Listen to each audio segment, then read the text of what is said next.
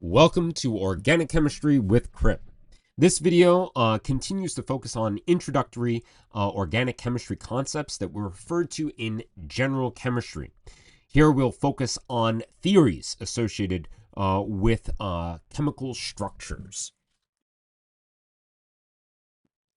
We begin with valence bond theory. Now, even though this is the oldest theory and it treats valence electrons as existing in localized bonding or non-bonding orbitals, it still is incredibly useful and essentially the framework that we will refer to and utilize throughout the organic chemistry course.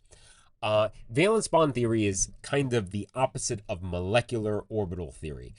It is a zoomed out approach and it's a simplistic approach. So we treat electrons, these valence electrons, as either being in unshared pairs, which are higher energy because they're only attracted to one nucleus in that state, or in bonding pairs, in our sigma or pi bonds, in which they are attracted to two or more nuclei. Now, the limitation of valence bond theory is that it requires quite a bit of modification. If we're treating electrons like localized entities, when in reality, their very nature is represented by wave functions, which are delocalized in space, we're going to come across some significant, let's say, modifications.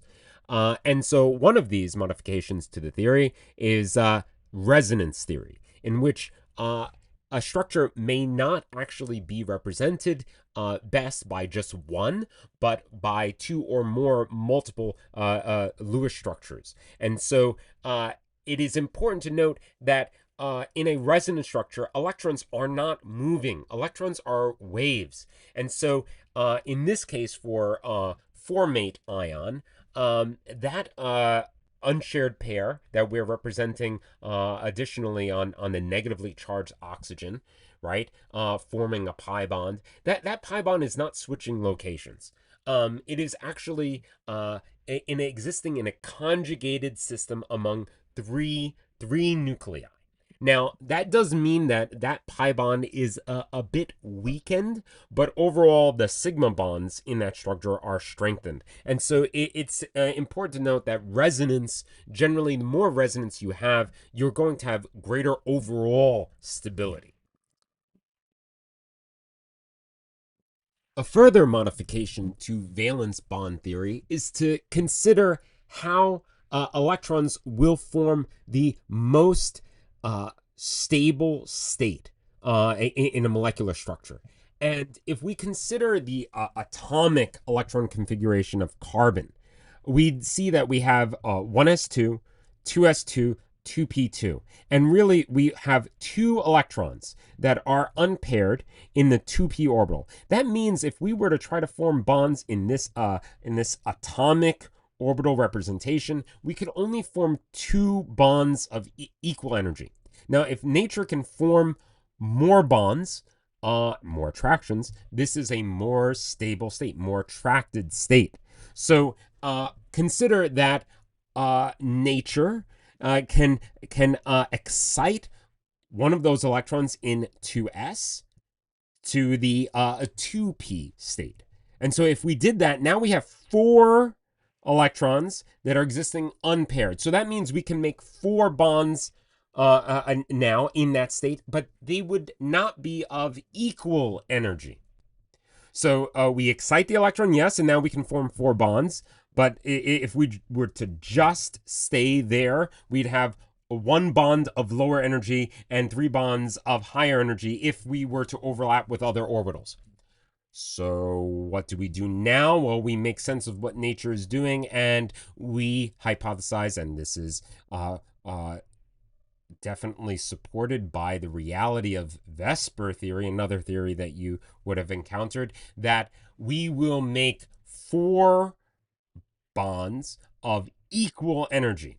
And so how do we make sense of this? We make sense of this as that the orbitals are hybridized, that they are being mixed. So one s orbital and three p orbitals are being mixed to form four orbitals of equal energy that we call sp³ hybridization. And so that's what leads us to these four sigma bonds of equal energy. And just recall that sigma bonds and unshared pairs will exist in these hybridized orbitals, whereas pi bonds, which are higher in energy, will not exist using hybridized orbitals. So here we have valence bond theory modified by resonance theory, hybridization theory, and that leads us to VSEPR theory, valence shell electron pair repulsion theory, that these valence electrons existing in these orbitals will repel each other to their most stable state, right? Repulsions exist at a higher energy state. So to minimize repulsions, these orbitals, these domains will spread as far apart as possible. Hence why the hybridization of sp is associated with a linear conformation, 180-degree bond angles, sp² associated with trigonal planar, 120-degree bond angles, sp³ associated with tetrahedral conformation, 109.5-degree bond angles, sp³d with trigonal bipyramidal, and sp³d² with octahedral.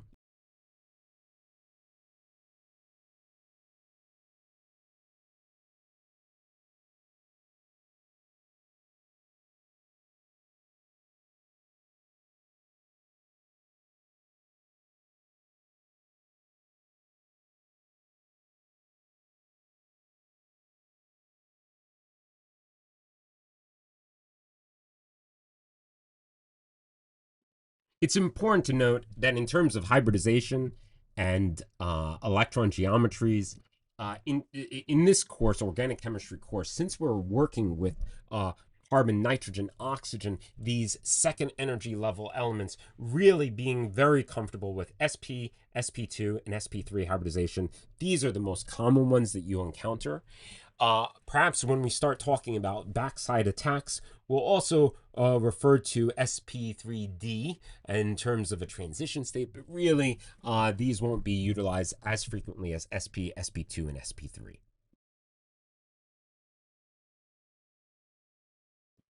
Now, although molecular geometries are incredibly useful for understanding polarity as well as describing intermolecular attractions between particles. The most common ones, again, are the electron geometries that we will refer to in this course. And you should definitely review and be very comfortable with these.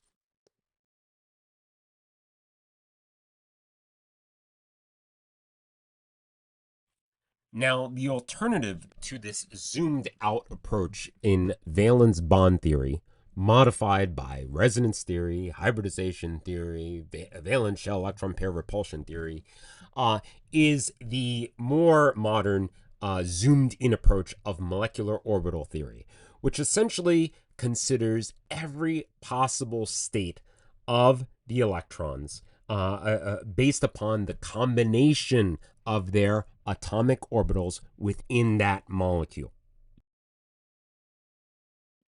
And this is an approach that is heavily utilized in inorganic chemistry.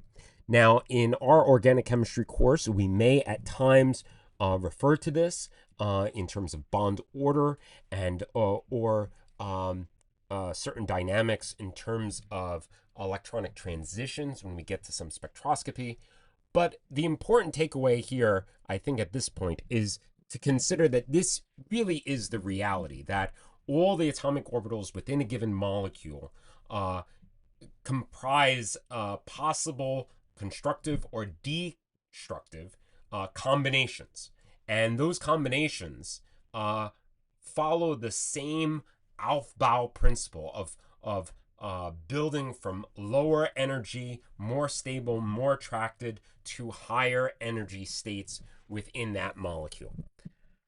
Well, that comprises this video on theories referred to in organic chemistry. Until next time, crit.